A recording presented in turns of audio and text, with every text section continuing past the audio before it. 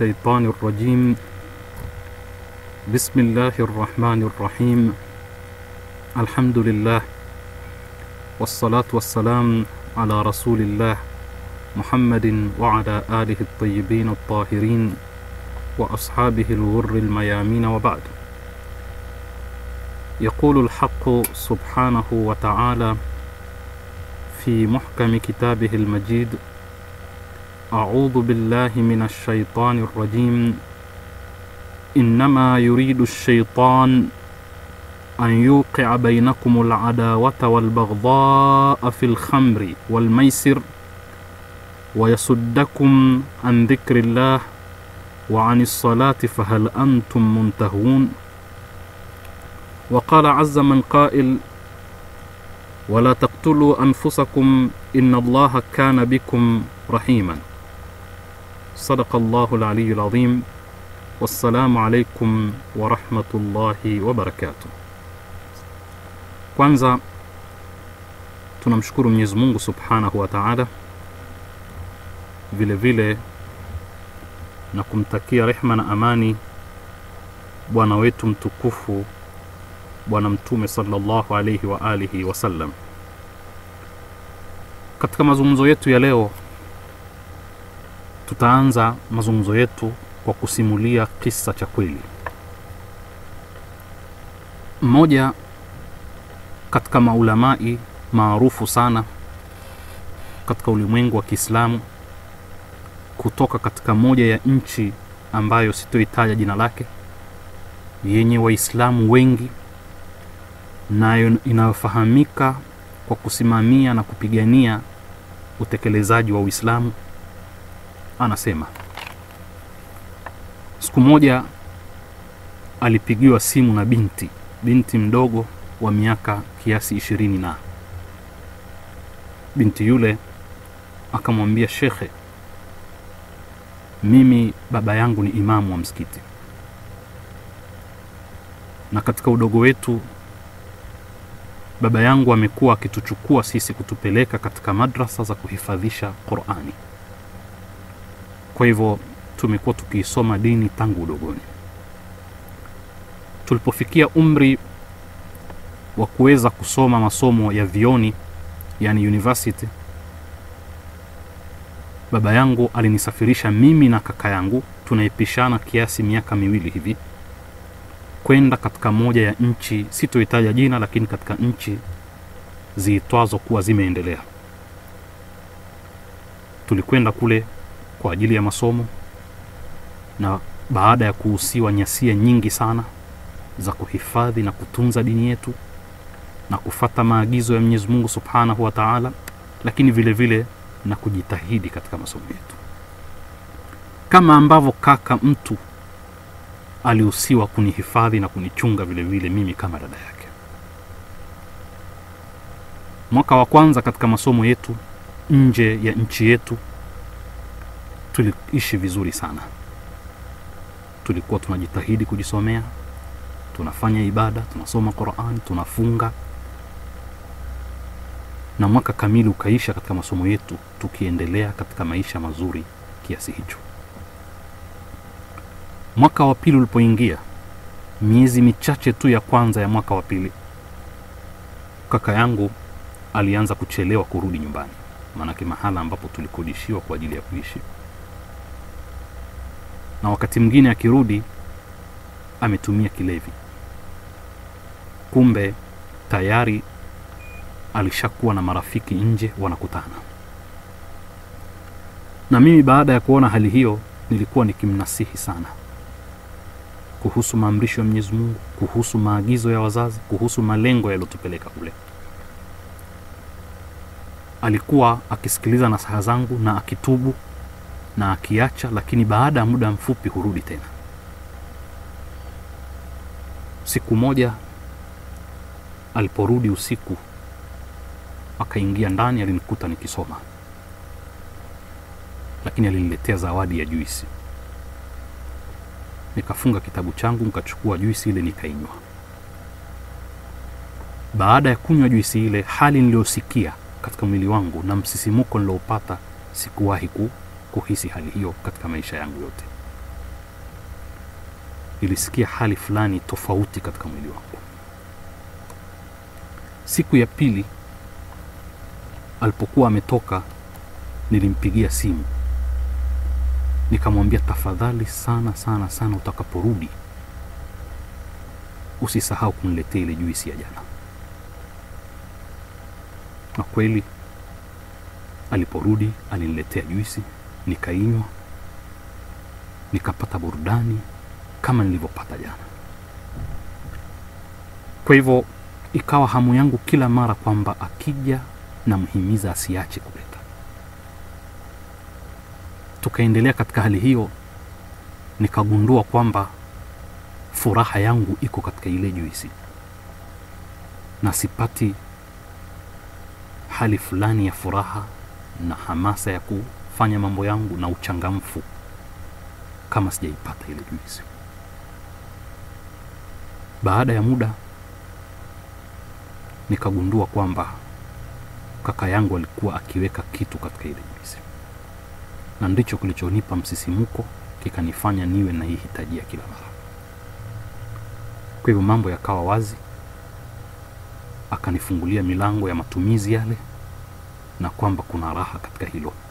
Na kwa kuwa tayari nilikuwa nishaingia, nilikuwa nikitambua raha anayoielezea. Kwa ujumla, mimi na kaka yangu tulikuwa tayari ni walevi, na tukirudi nyumbani mara nyingine tumelewa. Siku zikaenda, tukafikia kiwango tunatumia sindano katika madawa ya kulevya.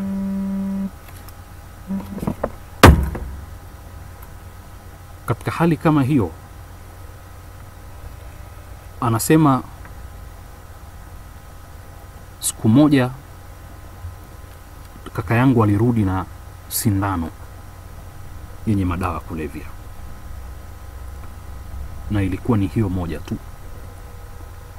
na mimi nilihisi kwamba ataitumia yeye, hatonipatia mimi.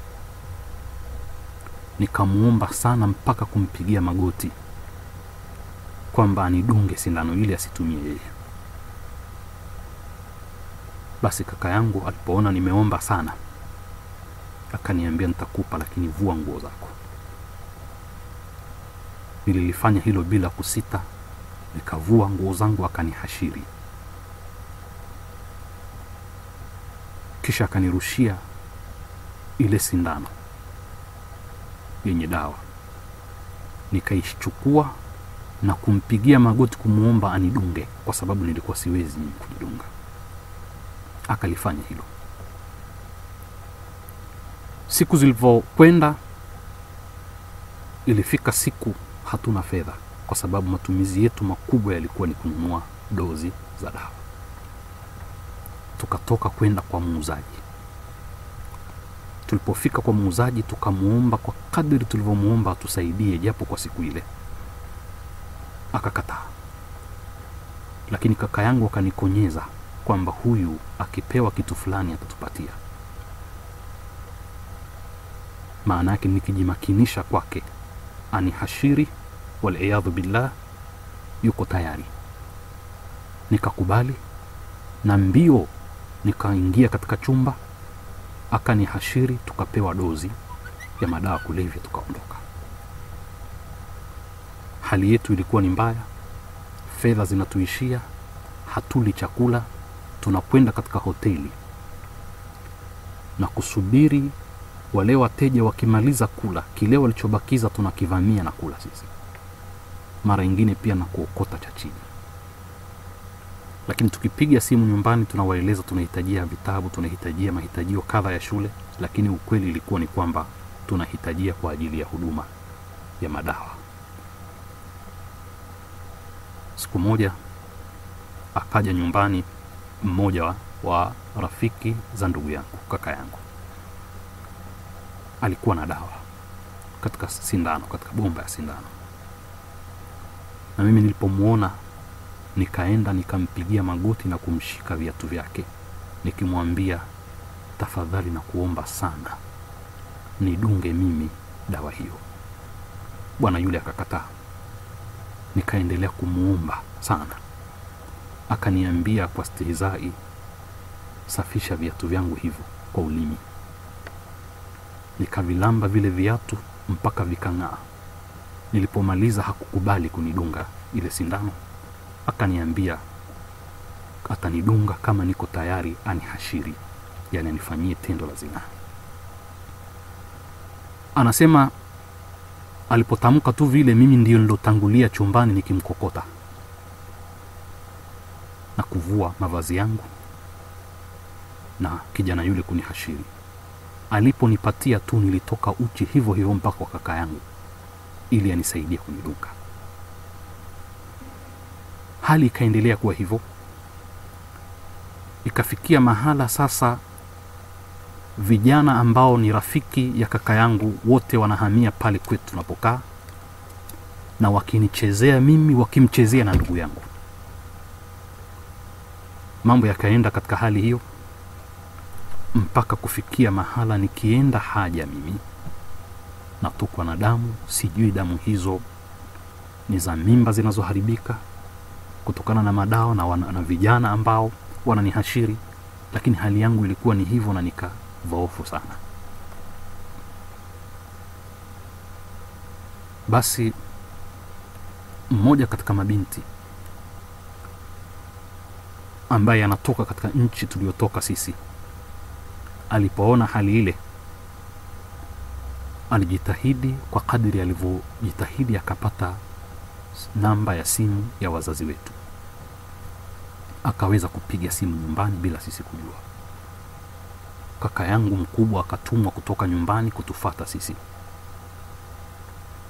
Kwa bahati mbaya sana, alipofika nyumbani tulipokuepo sisi, alitukuta tuko uchi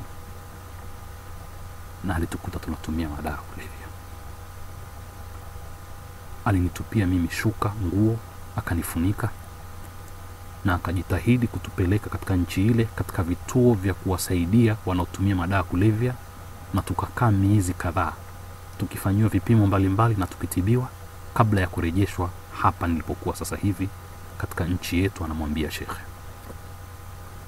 Lakini vipimo vilionyesha kwamba mimi nimeathirika na ukimwi, lakini vile vile kaka yangu kaathirika kwa ukimwi.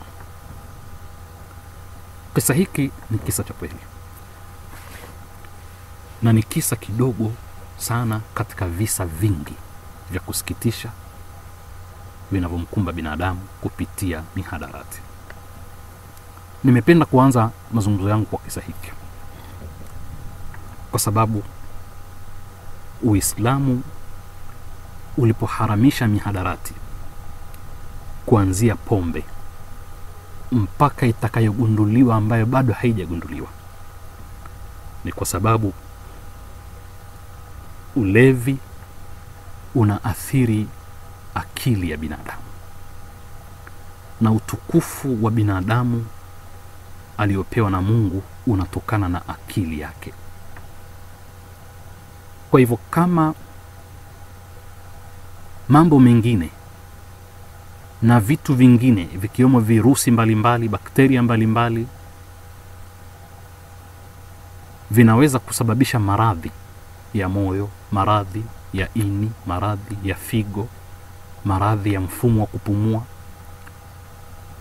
basi madawa ya kulevya na mihadarati huathiri akili ya binadamu, akili ambayo Mwenyezi Mungu anasema katika Qur'an, wala qad karramna bani adam, kwa hakika tumemtukuza binadamu. Kwa nini tumemtukuza? Kwa sababu amepewa akili. Na tunasema hivyo kwa sababu utaona kwamba anaitumia ulevi, anaitumia mihadarati, hubadilika kuwa mnyama, bali kuwa chini ya mnyama. Mmeona katika masimulizi mafupi tuliyoyatoa ya kisa cha kweli namna gani binadamu anaweza kumhashiri, mwanaume akamhashiri ukhti yake, akamhashiri mama yake au ndugu yake yoyote yule wa damu. Lakini zaidi ya hapo, namna gani binadamu anaweza, mwanaume, kumfanya dada yake, kumfanya mama yake, kumfanya ndugu yake wa damu kuwa ni bidhaa ambayo malipo yake ni kupewa dozi ya siku ya madawa ya kulevya. Maulama wanasema kwamba asli ya pombe kuitwa khamru ni kwa sababu ni sitru shay'i, kwa sababu inasitiri akili. Kwa sababu al-khamru maana yake ni sitru shay'i, ni kule kufunika kitu. Na ndio neno hili limetumika bihumurihinna katika Qur'an, kwamba wanawake walipokuwa katika zama za jahiliya wakitembea vifua vyao vikionekana, Mungu alisema wajirushie shungi zao wajifunike, lakini neno shungi lilitumia neno lenye masdari hii ya al-khamru, khumuri. Na kwa nini imeitwa kuwa ni pombe, ni khamri? Kwa sababu inafunika akili na kuzuia akili kufanya kazi kwa uwezo wake wa kikawaida. Inakuwa si normal, ni abnormal. Inafanya kazi kinyume na hali yake ya kawaida ya utendaji kazi. Kwa hivyo huathiri akili ya binadamu. Sasa tatizo la mihadarati ni tatizo kubwa kuliko vile linavyozungumzwa. Na ni kwa sababu suala hili limekuwa likifanyika kwa usiri wa hali ya juu. Na moja katika maeneo ambayo Umoja wa Mataifa unapata kazi sana katika kuyafanyia kazi ni eneo hili, kuanzia usafirishaji wake na matumizi yake. Kwa hivyo kwa mukhtasar, huathiri uchumi wa watu, huathiri maisha ya kijamii ya watu, kuanzia jamii ndogo ambayo inaitwa familia, na huathiri vile vile afya ya binadamu kama tunavyoona. Kwa hivyo kuna athari za kiuchumi, athari za kijamii, athari za kiafya na athari nyingine mbalimbali. Si lengo letu kuchambua kila moja katika hizi. Lengo letu ni kutoa mukaddima utakaoelimisha umma juu ya athari na ubaya wa matumizi ya mihadarati. Yoyote yule ambaye katika familia yake pamepatikana na mtu au watu wanaotumia, ndiye anayefahamu kadri ya athari yake na maumivu wanaopata familia kwa kuwepo na mtumiaji wa mihadarati. Lakini wewe usisubiri apatikane mtu katika familia yako, mtoto waliaadhu billah, binti, kijana wa kiume au ndugu yoyote yule, ndipo ujue ubaya wa mambo haya. Jamii yote inahusika na inatakiwa ichukue hatua katika kuona kwamba vipi wanaweza kuepukana na athari zake. Nitoe takwimu ndogo tu kuhusu ukubwa wa tatizo hili.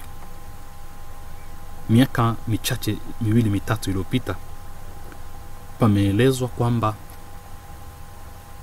kuna zaidi ya watu milioni 800 duniani wanaotumia mihadarati. Milioni 800. Si watu wachache. Lakini gharama ya fedha zinazohusishwa na mzunguko wote huo, ikiwemo drug trafficking, kule kusafirisha, kuuza na matumizi kwa ujumla, fedha zinazotumika katika soko hilo haramu, sio soko rasmi, lau zingetumika katika program ya Umoja wa Mataifa ya kuondosha ujinga, maana yake kuondosha ile hali ya kuwepo binadamu wasiojua kusoma na kuandika, basi 20% tu ya fedha zinazotumika katika mihadarati, 20% tu ya fedha hizo ingeweza kutatua tatizo la al-ummiya, kutokujua kusoma na kuandika duniani. Lakini tukitizama vile vile yote kwa ujumla, thamani ya fedha inayozunguka katika medani hiyo, katika uwanja huo, 40% tu inatosha kuondosha njaa duniani. Tabaan, tunapozungumza njaa hatuzungumzi umaskini. Tunazungumza kule kukosa chakula kuna kuweza kusababisha hata kifo cha mtu au maradhi yanayotokana na upungufu au kukosa chakula. 40% tu inatosha kuondosha njaa. Njaa ni moja katika mahitajio ya msingi ya binadamu, basic needs, lakini sio mahitajio yote. Umaskini, ufukara si kukosa chakula, ni kukosa mahitajio ya msingi ya binadamu ikiwemo chakula. Unapata kwa kiwango ambacho hakiridhishi. Kwa hivyo kuna njaa na umaskini. Sasa pamesemwa kwamba 60% ya fedha zinazotumika katika mihadarati inaweza kutatua tatizo la umaskini katika nchi 27 duniani ambazo ndio zina umaskini wa kutupwa. Nchi 27 duniani zenye umaskini mkubwa sana zinaweza kutatuliwa na kuondoshwa umaskini wake kwa kutumia 60% tu ya fedha zinazotumika duniani kwa mihadarati. Sasa kwa bahati mbaya, katika nchi zetu, na kwa mfano Tanzania ambayo imo katika nchi za Afrika Mashariki, kutokana na jiografia yake, ni moja katika nchi ambazo Umoja wa Mataifa katika ripoti yake ya mwaka 2016, yani mwaka jana, imeonyesha zile route, njia zinazotumika kwa mujibu wa Umoja wa Mataifa. Kwa mujibu wa ripoti ya Umoja wa Mataifa inayohusu mihadarati, kutokana na nafasi ya Tanzania kijiografia, ikiwa ni moja ya nchi za Afrika Mashariki, ni moja katika njia za kupitisha mihadarati. Na mchoro wa ripoti ya Umoja wa Mataifa unaonesha kwamba moja katika sosi kubwa sana za mihadarati, hapa tunazungumza heroin, kutoka Afghanistan na Pakistani, inapita vile vile East Africa kwa mujibu wa Umoja wa Mataifa, kwenda mpaka kusini, kwenda mpaka West Africa. Huu ndio mchoro wa ripoti ya Umoja wa Mataifa katika study yake ya drug trafficking, usafirishaji wa madawa ya kulevya. Na hapa tumezungumza kuhusu heroin tu.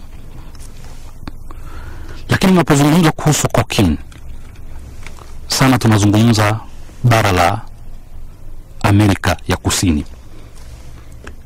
na namna ambavyo zinatoka pale kwenda Afrika Magharibi, na kutoka Afrika Magharibi sasa zinaweza kuendelea kwenda kupitia maeneo mbalimbali hasa ya bara ardhini kuweza kusambaa katika Afrika, na nyingi zinakwenda Ulaya kutoka Amerika ya Kusini, Venezuela, Colombia, Ecuador, Peru na hata Paraguay. Kwa hiyo huu ni mchoro ambao Umoja wa Mataifa umeweza kusoma na kufanyia study na hatimaye kuweza kuwaelimisha walimwengu juu ya athari zake na namna ambavyo zinazunguka. Lakini takwimu zinaonesha kwamba 2016 kuna wale watu ambao wanasafa na matumizi ya drugs na wamefikia kiwango cha kuwa sasa hawa ni waraibu. Wale waliofikia kiwango cha uraibu wa hali ya juu ni milioni 29. Ni kiasi kidogo sana katika idadi yote ya wale wanaotumia, lakini hao ni wale waathirika tayari. Na tunasema hivyo kwa sababu takwimu zinaonesha kwamba watu wa matabaka yote bila kubagua wamo katika ima wasafirishaji wanaodili au watumiaji.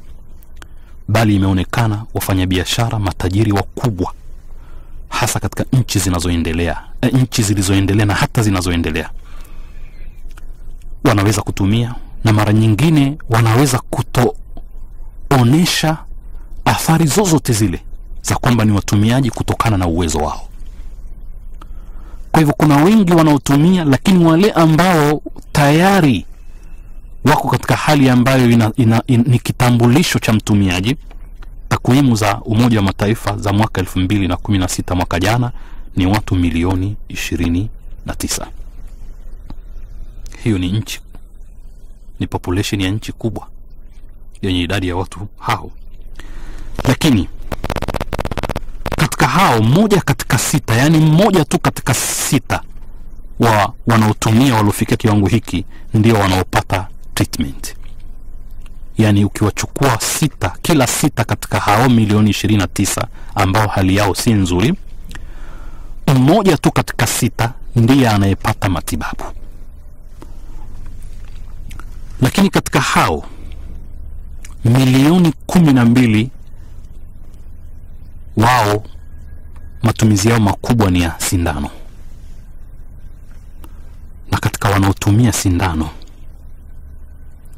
milioni 1.6, yani milioni 1.6 tayari wana maradhi ya HIV. Hizi ni takwimu kwa mtu anayejua research inafanyika vipi, na kwa jinsi ninavyoamini mimi, sio takwimu zinazotoa maelezo ya 100%, kwa sababu ya mfumo wa research tunazozifanya ya sampling, kuwa na sample na kuselect ile sample, kuwa na sample size, na watu wenyewe wanatofautiana juu ya uslubu ya kuifanya research. Ukweli ni kwamba athari ni kubwa kuliko hizi takwimu zinazoelezwa. Dunia inazungumza kwamba utumiaji wa madawa kulevya ni maradhi yanahitajia tiba. Lakini sisi tunasema kama Waislamu ni tabia inayohitajia, ikifaa kusemwa, tiba ya kitabia. Lakini kwa mujibu wa visa vingi na masimulizi mengi yanayohusu utumiaji wa mihadarati, utagundua kwamba kuna asilimia kubwa sana ya watu walioingia katika uraibu huo bila khiari yao, bali kwa kufanyiwa hila. Kwa sababu kilichoonekana katika masala ya madawa kulevya ni kwamba ule mujarradi wa kujaribu au kuwekewa huwa tayari unakutia katika uraibu. Hili ndio tatizo kubwa. Na hapa natumia fursa hii kusema kwamba hasa kwa binti zetu, wasiwe wepesi kukirimiwa, kukaa faragha na vijana akakirimiwa vinywaji na vyakula. Visa hivi ni vingi sana vilivyosimuliwa na ambavyo havijasimuliwa. Ananisimulia mmoja katika watu wazima wenye busara katika moja ya nchi ambayo sitoitaja jina, lakini ni miongoni mwa nchi ambazo zimetajwa na Umoja wa Mataifa hapa katika ripoti yake 2016 kama tulivyosema kwamba inahusika kwa kiasi kikubwa katika kuproduce na kusupply, kuzalisha na kueneza, kiasi kwamba sasa madawa ya kulevya yamepewa jina la kwamba ni petroli ya kijani. Waarabu wanasema an-naftul akhdari, kwa sababu mimea inayopandwa kuzalisha yale madawa inaleta utajiri kwa mtu kwa namna ambayo sio mara 100 ya thamani ya kile alichowekeza, zaidi ya hapo.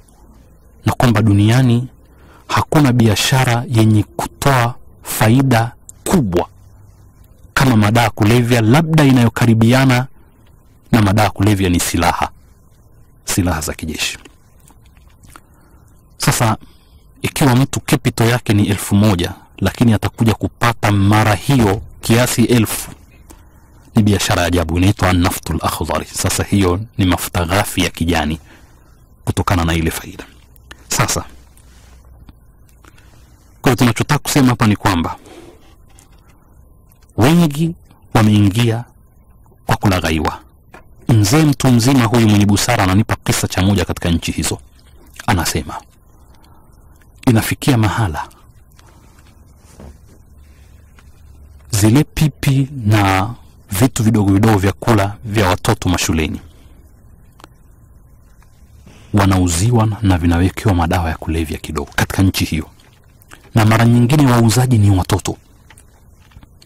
Lakini akishatumia mara moja yule mtoto, na anasema mara nyingine wanapewa pia hata kama zawadi tu na muuzaji, lakini siku ya pili atakuja kununua, ya tatu atanunua, ya nne atanunua, na ikiwa hajapewa na kuiba ataiba ili anunue.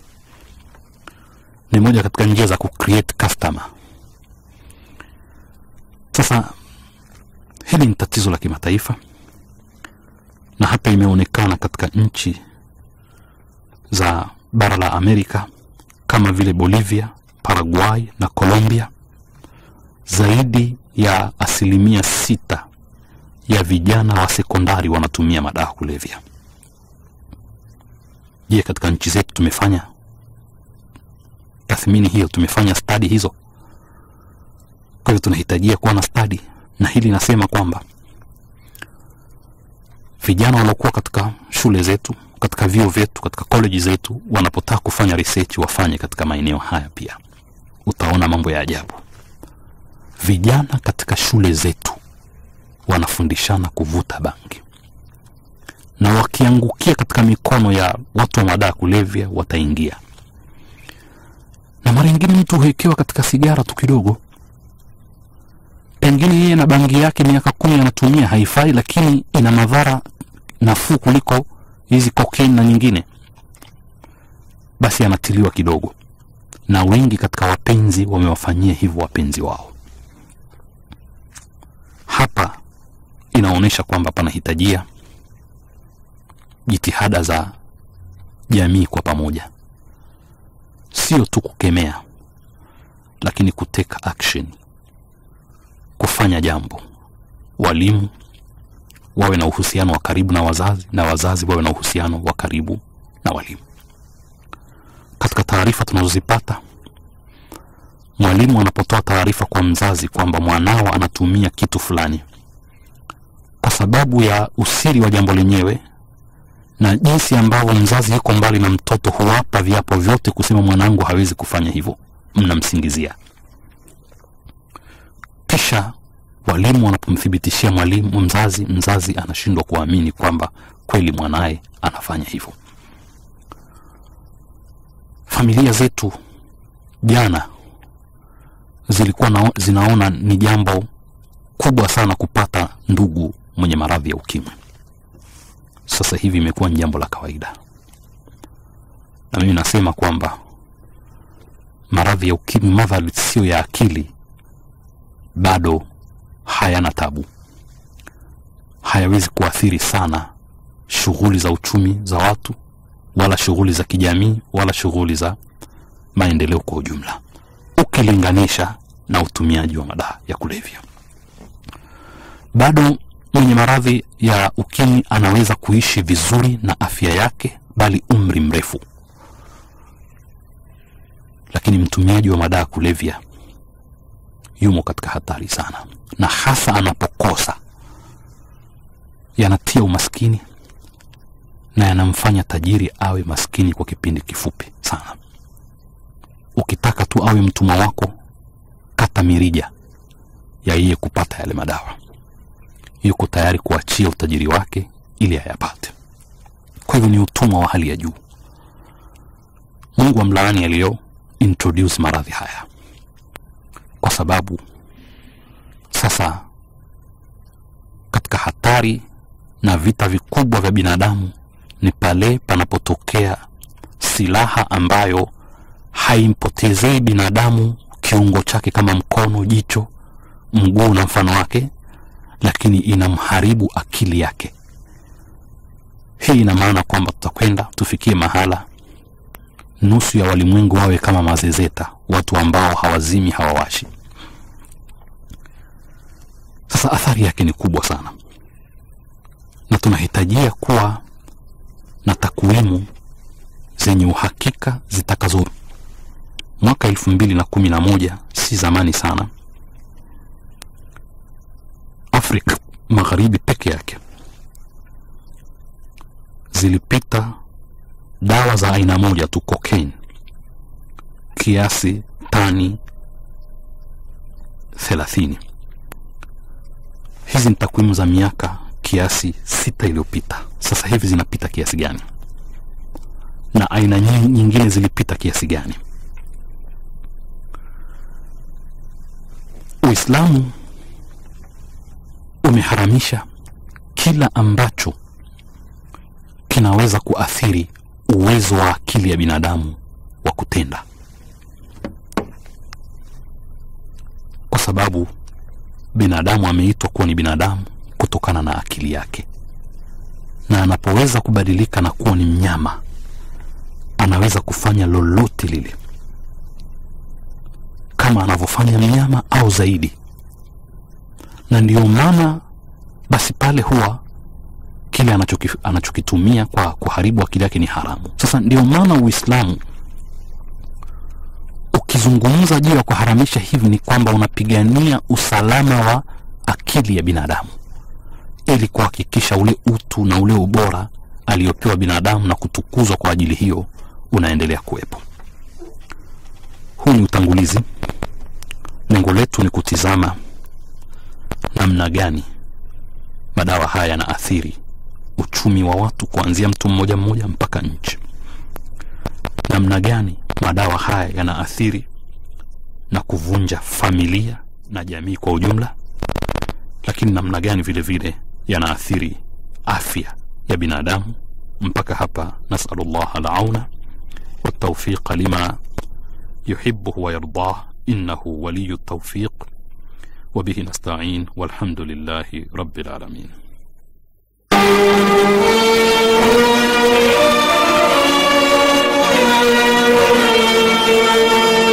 Sikiliza kipindi cha Ijue Dini Yako, utajifunza mawazo, fikra na mitazamo mbalimbali kuhusu maisha ya binadamu. Matatizo na misukosuko ni sehemu katika mafanikio. Jamii ambayo haipati na matatizo yoyote yale wala haina misukosuko, jamii hiyo haiwezi kukua. Mtu ambaye maisha yake hayana matatizo, hayana misukosuko, hayana changamoto mbalimbali, mtu yule hawezi kukua kiakili, hawezi kuwa mbunifu. Jamii ambayo inaagiza sindano, vifungo vya shati, wembe, kibiriti, jamii hiyo haiwezi kufikiria kutengeneza kibiriti, sindano au hata wembe. Lakini jamii ambayo ina matatizo ya sindano na haina namna ya kuipata sindano, jamii ile hufikiria namna ya kutengeneza sindano. Jamii hiyo hukua kiakili, jamii hiyo huwa na ubunifu, kwa sababu tatizo lilowasibu limewafundisha namna na mbinu za kutatua tatizo hilo. Sheikh Abdulrazak Amiri kutoka Ansar Imamia atakuwa nanyi kila Ijumaa saa 4 mpaka saa 5 asubuhi na saa 1:30 mpaka saa 2 Ijumaa usiku. Nyote mnakaribishwa.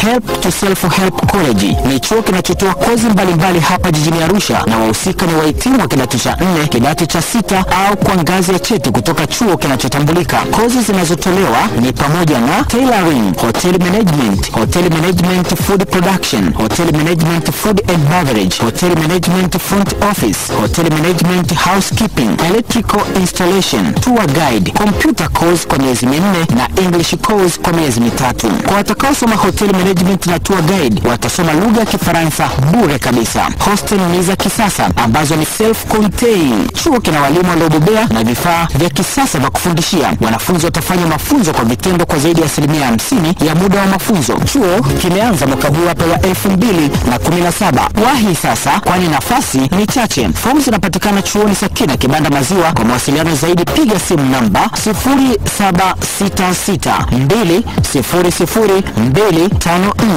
au 0743329724. Nyote mnakaribishwa. Mimi nilikuwa mtandao mwingine, nikawa nawasikia washikaji zangu wanasema sibanduki. Wakati huo nilikuwa sifaidi kabisa nilipokuwepo. Mshikaji wangu mmoja akaniambia hamia Airtel. Aise, tangu nimehamia huku nikinunua bando la ofa kabambe kutoka Airtel Money napata MB kibao, dakika na SMS chungu mzima. Halafu kingine sasa, baada ya kutumia Airtel Money mara kwa mara nikaunganishwa na mkopo wa Timiza. Yani I wish ningekuwepo huku toka mwanzoni. Unacheki watu wanavyofurahia maisha wakiwa na Airtel Money? Nisikilize, mimi ni Mr. Money. Acha kupambana na majanga kila kukicha. Hamia huku na kuambia, utapata mambo yote na utakuwa huna haja ya kupanic. Relax. Airtel Money ndio mambo yote. Anza kutumia sasa. Piga *150*60 alama ya reli. Airtel, mtandao bomba kwa smartphone yako. Bwana shamba, tunaomba ushauri wako. Mazao yetu yanashambuliwa na wadudu, magonjwa ya ukungu na magugu. Ni wapi tunaweza kupata dawa zenye ubora na bei nafuu? Aha, wakulima wangu, kwani hamjawahi kusikia kampuni ya dawa bora za kilimo ya Positive International Limited? Positive International imeingiza dawa mpya aina ya Snow Panel, Snow Bean na Snorax za kuua magugu yani palizi kwenye mpunga, maharage, ngano na shairi. Pia inayo dawa ya kuangamiza sangari na ndago aina ya Glyphosate. Positive International Limited inazo dawa za kuua wadudu aina ya utitili, mbilizi, katapila, kimamba, thrips kwenye nyanya, vitunguu, matango, matikiti na kadhalika, ambazo ni tarantula,